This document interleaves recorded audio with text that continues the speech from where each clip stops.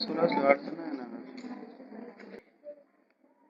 मला ते चला विद्यार्थी मित्रांनो, आज आपण उपयोजित लेखनातला जाहिरात लेखन हा भाग आपण पाहणार आहोत. तुम्हाला इथे दिसत असेल पहा, उपयोजित लेखन, जाहिरात लेखन आहे का आपल्याला? जाहिरात लेखन किती मार्कासाठी आहे? 5 गुणांसाठी आहे. मला एक सांगा, तुम्ही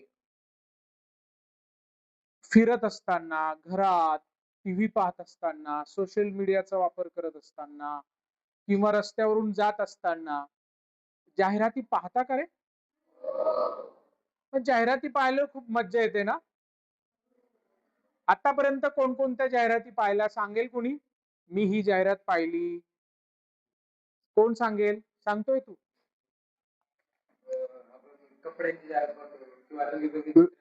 व्हेरी गुड. कपड्यांची जाहिरात पाहतो आणि जाहिरातीमध्ये जसा ड्रेस असेल, जसा शर्ट असेल, जशी पॅन्ट असेल तसंच आपल्याला घ्यायचं असतं, है ना? का म्हणजे जाहिरातीतून आपण आकर्षित होतो का? नक्की. जाहिरातीतून आपण काय होतो? आकर्षित होतो. तुम्ही वृत्तपत्रामधल्या जाहिराती पाहता का? पाहता. तिथे सुद्धा अनेक जाहिराती आलेल्या असतात आणि मग ते आपण वाचतो आणि मग आपल्याला कळतं नवीन पदार्थ आले, नवीन कपडे आले, नवीन टीव्ही आला, नवीन मोबाईल आला. मोबाईल तर आमच्या आवडीचा विषय आहे. तो तर नवीन नवीन व्हर्जन लगेच आम्हाला माहित होतं. अजून काय कशा कशाच्या जाहिराती आपण पाहतो? तर मग अंगाची साबण पाहतो की नाही? पहा ना, जाहिरात करण्यामध्ये टीव्ही मध्ये आपण छान असा सुंदर एखादा सीन पाहत असतो चित्रपटाचा, मालिकेचा, आणि तेवढ्यात मध्येच कोणीतरी एक हिरोईन येते आणि ती काहीतरी सांगत असते, हे पहा, हा घ्या लक्स आणि हा गोरे, आज आहेत काळे, उद्या हा गोरे. किंवा मध्येच पावडरची जाहिरात येते, मुलगी असते छान छान अशी गोल फिरते, हे की नाही? आणि मग एक बँक आहे आणि त्या बँकेत मध्ये ठेवीदारांना 9.75% व्याज दराने ठेवी ठेवता येतात अशा पद्धतीची जाहिरात आहे. लक्षात घ्या. म्हणजे आपल्याला जाहिराती मधून खूप आनंद मिळतो आणि आपण जाहिरातीतूनच आकर्षित होतो. म्हणून जाहिरात पहिलं वैशिष्ट्य जर पाहायचं असेल जाहिरातीचं, तर ते असतं लोकांना आकर्षून घेणे. बरोबर आहे की नाही? जाहिरात म्हणजे काय? तर एखादी वस्तू, सेवा, कार्यक्रम किंवा उपक्रमाची माहिती लोकांपर्यंत पोहोचण्याचं प्रभावी साधन म्हणजे जाहिरात. ग्राहकांचे लक्ष वेधून घेणे हा त्याच्यातला मुख्य उद्देश आहे. तंत्रज्ञान व संगणकाच्या युगात जाहिरात क्षेत्राची कक्षा अधिक विस्तारलेली आहे. पूर्वी विद्यार्थी मित्रांनो, पूर्वीच्या कालखंडामध्ये जाहिरात करायची म्हणजे कुठली तरी भिंत रंगवायची, घराची भिंत रंगवायची, त्याच्यावर टाकायचं अमुक अमुक किराणा स्टोअर आहे, इथे सगळ्या स्वस्तात होलसेल मध्ये वस्तू मिळतील, आणि अधिकच खाली लिहिलं असतं नियम अटी व लागू. ते जाहिरातीची कक्षा काय आहे? रुंदावलेली आहे. बरोबर आहे की नाही? विस्तारलेली आहे.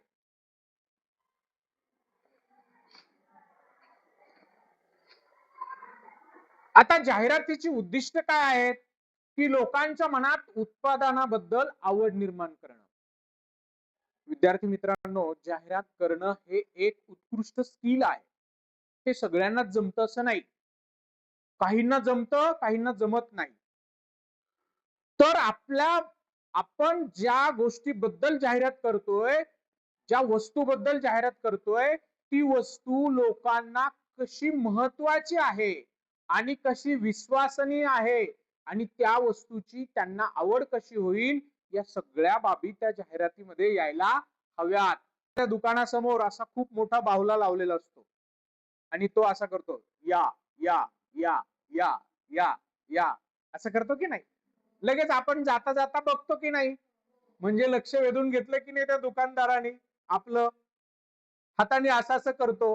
त्याच्यात हवा भरलेली असते, बरोबर आहे की नाही?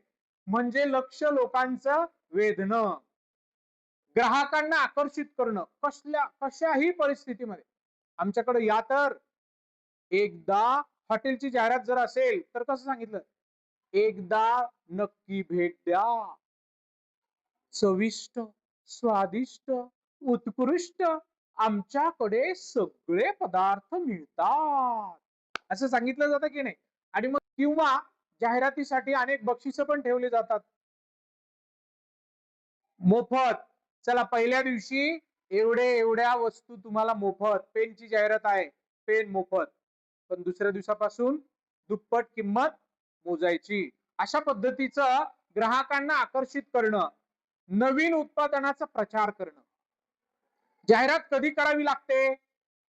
जेव्हा एखादं उत्पादन त्याची नवीन निर्मिती होते, ते लोकांना माहित नसतं, तेव्हा त्याची आपल्याला काय करावी लागते?